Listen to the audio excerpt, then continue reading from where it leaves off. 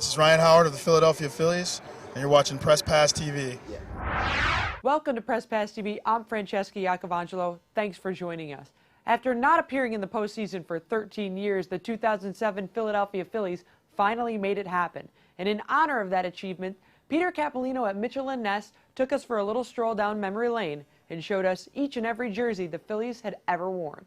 I want to welcome Press Pass TV to our Philadelphia headquarters store here of Mitchell and Ness. I thought today would be a good day to show a little history of the Phillies uniforms, since they just won their division and it's the first time they made the playoffs since 1993. At Mitchell and Ness, we specialize in recording the history of professional teams by the evolution of their uniform. And today we're going to take a look at 20 Phillies historic uniforms. The Phillies are one of the oldest franchises in baseball, with their first year being 1883. And you can see this lace front jersey. Looks a little bit like a rugby shirt. The legend has it that the Phillies owners were horse ranchers and that they loved horses, and that's why they named the team the Phillies. In 1902, the collar of the shirt and the name, the letter is a little more plain and a little bold, and this was a fashion of the time. You would see the early teams such as the Pittsburgh Pirates and other teams having just a letter in front of the jersey. By 1910, the Phillies were experimenting with a different style P and a different color. The green matches the seats of the Baker Bowl where they were playing, and so the Phillies wanted the team colors that year to match the seats. As we move on to 1921, the Phillies sport a pinstripe. Now, a lot of people think the Yankees were the originators of the pinstripe, but it's not true. A lot of teams, including the Phillies, the Chicago White Sox, used pinstripes in the early days. 1915 shirt is a classic, clean look, not too much fanciness in it. But in 1915, the Phillies finally got to the World Series and lost to the Boston Red Sox. But this was their first National League pennant.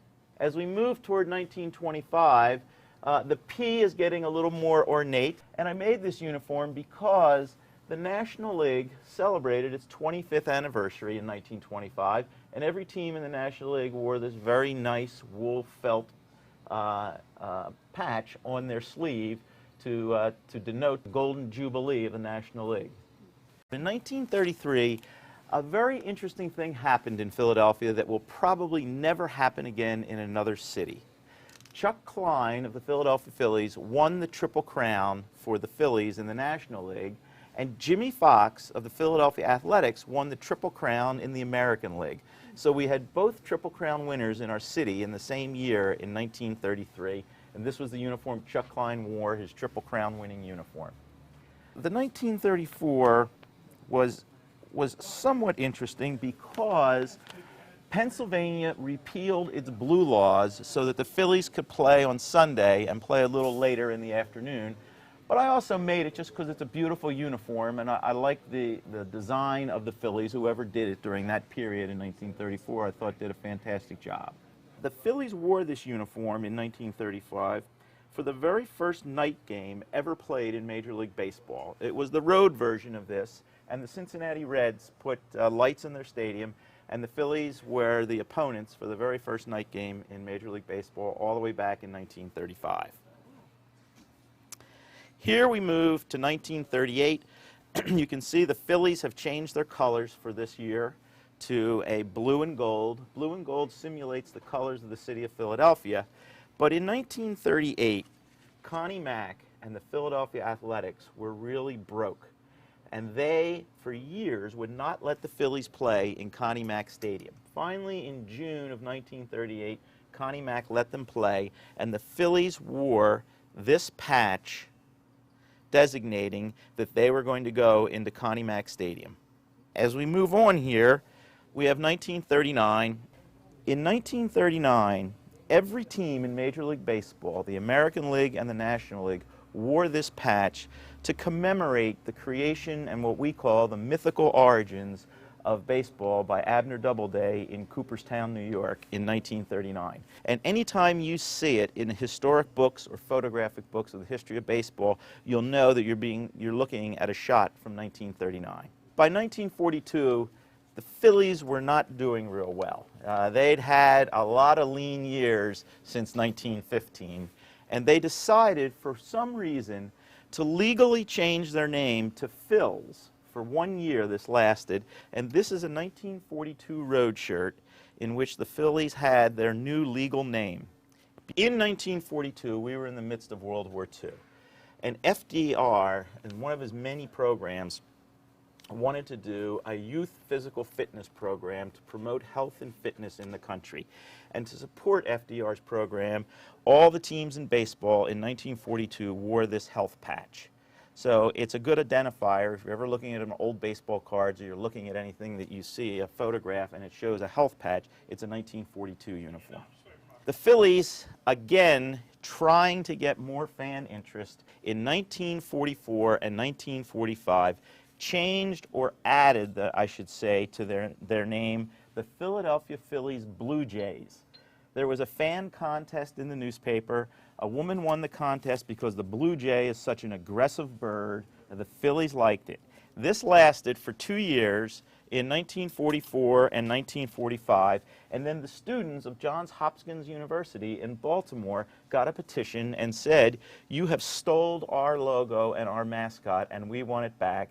And after 1945, the blue jay never again appeared on the Phillies uniform. In 1948, the Phillies' two fascinating rookies were Richie Ashburn and Robin Roberts.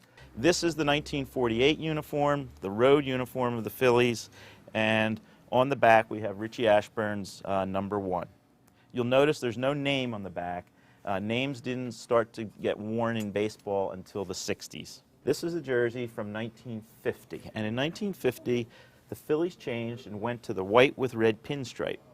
Also in 1950, the Phillies won their second pennant. If you remember, the last time they won a pennant was back in 1915. This jersey begins the hidden L. When you open the jersey up, the Phillies didn't want it just to say Phi, they wanted it to say Phil. So there's a hidden L when the jersey is open. When the jersey is buttoned, the third L is covered. And the old style chain stitch, hand chain stitch embroidered numbers on this jersey.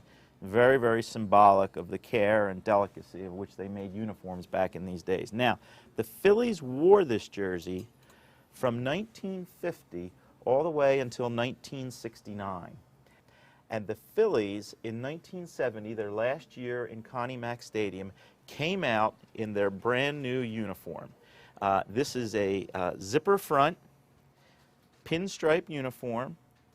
This happens to be Greg Luzinski, who was part of the great Phillies of 1980, has his name on the back. But this classic style lasted from 1970 through 1991. The Phillies won the World Series in 1980 in this uniform, and they lost the World Series in 1983 in this uniform. We consider this their most successful period in the history of the franchise. Now, Tug McGraw, because he was Irish in 1983, he requested that the Phillies make a St. Paddy's Day jersey. And this one happens to be Mike Schmidt's name and number. So there was a lot of fun in the preseason in St. Paddy's Day, and the Phillies actually did another version of this in white with green pinstripes that we don't have here today. Some of these jerseys are special order, and different years we will run different ones. The 1950 is usually always available, as is the 1948 and the 1945. Some of the older ones, which are specialty jerseys, some years we bring them in, and sometimes we'll make them custom for an individual if they want one. I know that a lot of people like the Old English P, so for next season, we're probably going to make this 1925 jersey with the anniversary patch on it. I want to thank you for visiting and having a little trip through Phillies memory lane with Peter Capolino and Mitchell and Ness. I am extremely proud of the collection and the history that the Phillies have in all of their 8,000 victories. We hope you enjoyed that segment, and for more behind-the-scenes action, make sure you check out our website at presspass.tv. For everyone here at Press Pass TV, I'm Francesca Iacovangelo. Thanks for watching.